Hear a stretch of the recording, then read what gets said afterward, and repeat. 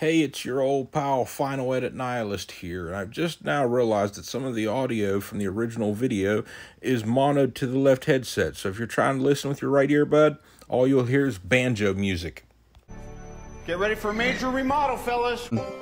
Whip me up a rose. Whip you up a rose? Make me a rose. I know. You've said that already. Books, before the books came, there was still a creator. That is bad news. Welcome back to the channel. It's your old pal Nihilist here, and I hope everyone's great. And I want to thank everyone who subscribed, commented, and came back for more. In this video, we're going to review a young earth creationist, apologist, who parrots Ray Comfort's script using bad arguments like the Watchmaker. Be sure to let me know what you think in the comments below, and click the like or dislike button. When the Bible calls the atheist a fool, it's not saying that the atheist is mentally incapable of understanding that there's a creator.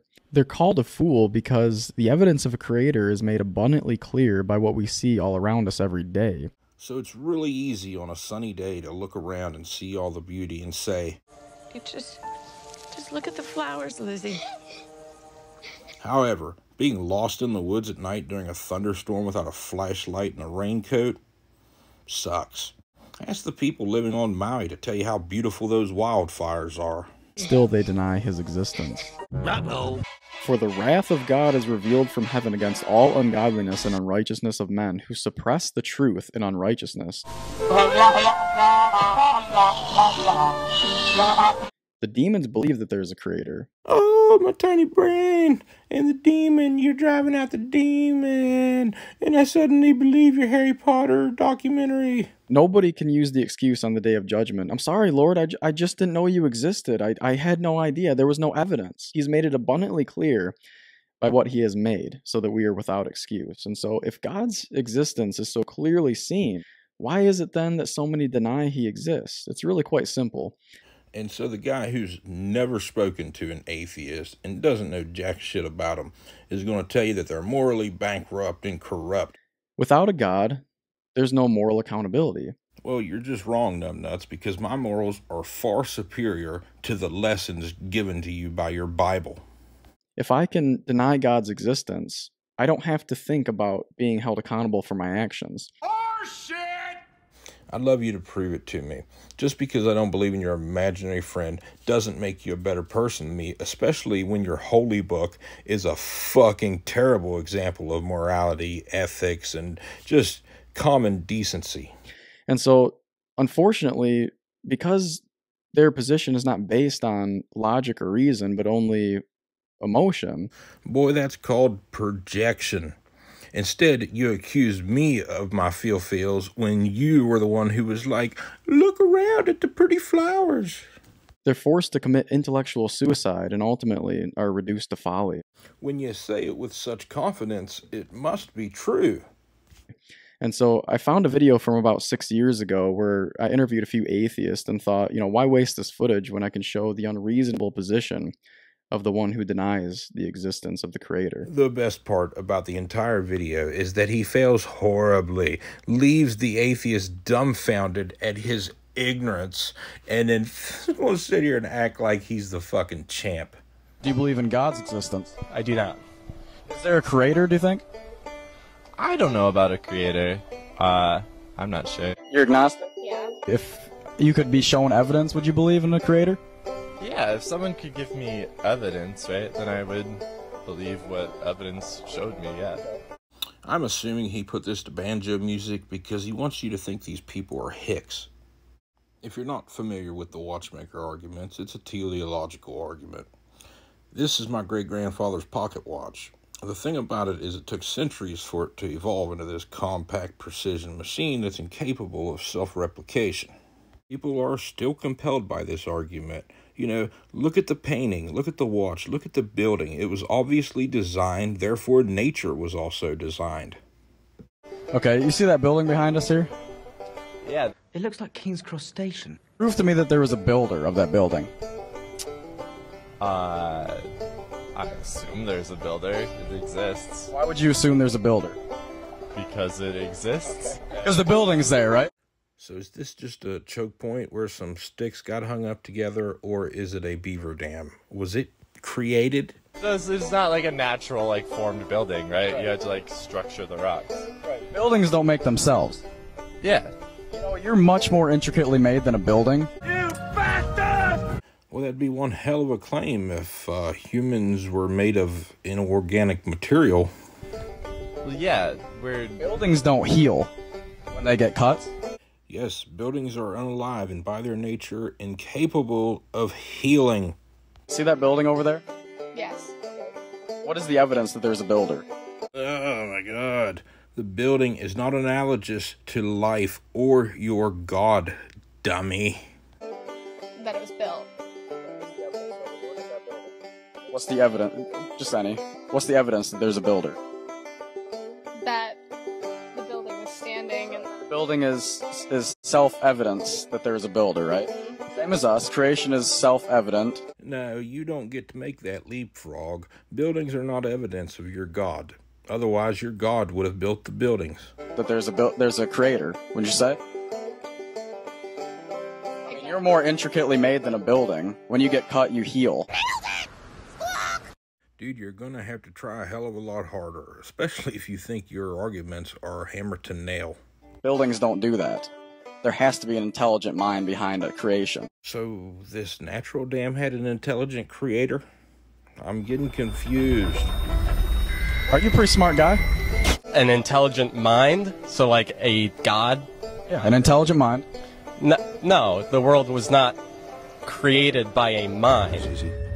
So, Finn, if it doesn't take intelligence to make everything that we see, I want you to go ahead and whip me up a rose. Hell, I can easily do that in my greenhouse. Now, if you want me to cook one up in the microwave, that might be a problem. Whip you up a rose? Make me a rose. I don't get what you're trying to... Well, if it doesn't take intelligence to make a rose, you're a pretty smart guy. You should be able to make me a rose. There's nothing in the world more powerful than a good story. I could grow you a rose. Well, then make me a seed out of nowhere, then. Nothing can stop it. So, yeah, that's called special pleading, and you should have just asked me to reinvent my great-granddaddy's pocket watch. See a rose out of nowhere. Yeah. Just make me one. It doesn't take intelligence to make. No, but it takes a seed, and it takes growth. Give me the seed, give me the growth. Do you want me to go buy you a seed? No, I want you to make me one, because it doesn't take intelligence to make. We don't know if that guy actually said that it doesn't take intelligence to make a rose. Therefore, we call that a straw man fallacy, even if this particular individual isn't able to identify it on the fly. But, alright, I mean, what's your point here? Get to it. Asking someone to make you a seed from scratch is similar to saying, hey, have you stopped abusing your children? No, I want you to make me one, because it doesn't take intelligence to make. So he just keeps asking the same bad question over and over. And apparently his elementary school teacher never told him that there are such things as stupid questions. Well, my point is that we have scientific proof that there is a creator. Horse shit. I think you're a liar, and I'd like you to share this scientific evidence of a creator, because I'm pretty sure it doesn't exist. It doesn't take intelligence to make a rose or a seed, then you should be able to make me one because you're pretty intelligent. But that's like saying, like, it doesn't take an instrument to make music. So, like, that trash can doesn't have an instrument, so it should be able to sing to me, right? It does take an instrument to make music. So just in case you didn't catch that, the atheist said, well, according to your logic, because that trash can doesn't have an instrument, it should be able to sing to me, right? And then the street apologist replied, you gotta have an instrument to make the music. It does take an instrument to make music. That's what I'm saying. And it takes intelligence to make a rose, too. But why? A rose exists. That doesn't mean that someone made it. So roses are naturally occurring things that we can quantify and cultivate and grow.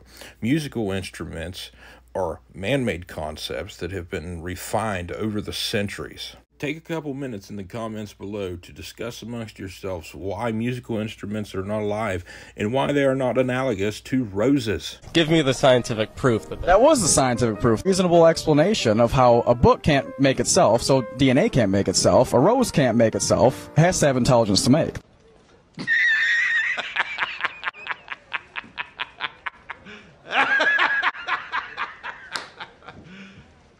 You serious? For what? Standing there? Scientific. It's not scientific that nothing can come from, that something can come from nothing. That's not science at all. Why is it that creationists who believe in everything from nothing accuse others of the same thing when none of us have ever suggested the like? Would you agree? Would you agree that something can come from nothing? Can you believe the mouth on this guy? I mean, that's a question that we're debating right now. No, that's not a question to me. Okay, but that's because you're believing in God, which I don't believe. I would say maybe it did come from God, but you can't tell me who built this building, right? Well, I don't have to do that, though. I know someone built the building. I'm one of the 7 deadly sins, the sin of pride. Well, you still have to tell me someone built the rose, right? That's what you're telling me. No, it should just be axiomatic, which means it's self-evident that someone made the rose. I'm also the one who stands at the pinnacle of all races. It's just like the building is axiomatic. Guess who else loves using this word axiomatic, which just means self-evident, to confuse their listener? You probably were right. Ray Comfort loves the word axiomatic. It's self-evident that there's a builder, wouldn't you say? Yes, because a building is built, but a rose is grown. So I think we're just saying the same thing in a circle, right? No, I'm saying that a rose had to take intelligence to make, therefore it had to have a creator. Hodor, maybe your God created the original ancestor to the rose that evolved and is what it is now. However, it still is a natural thing that naturally happens. Same like this building had to have intelligence to make, it had a builder. Hodor, the buildings aren't grown. They don't reproduce. They are not alive. Stop trying to use them as an analogy. It has to do more with the people who believe in God because they put Before the books came, there was still a creator. I'm getting your frustration, girl. He's using the Bible to claim that the Bible is true because otherwise he has no evidence of a creator. I just think it's one of life's mysteries that... Well, it's not mysterious at all. We can look at creation and see that there's a God. Another straight-up fallacy where he sees pretty things and man makes pretty things and therefore pretty things exist and therefore there must be a God. Same as we can look at a painting and know that there's a painter. Yeah, but I think... We don't have to see the painter to know that there was a painter. Amazing! That's the word. After we've seen a painting. Does that make sense? Well, yeah, definitely. Someone have had to have created it. Cut. That atheist agreed with you. We don't need to hear anything else from him. Do you agree with that? No, because look at that tree. Someone didn't make that tree. That tree grew on its own. Right. It brought forth after its own kind. The first tree that God made, it brought forth after that, the seed. No matter what you do, that seed will grow to be a peach tree. Okay. Does that make sense? What's your point? Right. That it has to have a creator. That's my point. He thinks that all these befuddled looks of bewilderment are a testament to his victory of his apologetics and his power of persuasion. I think that things can be made accidentally. Make a tree accidentally?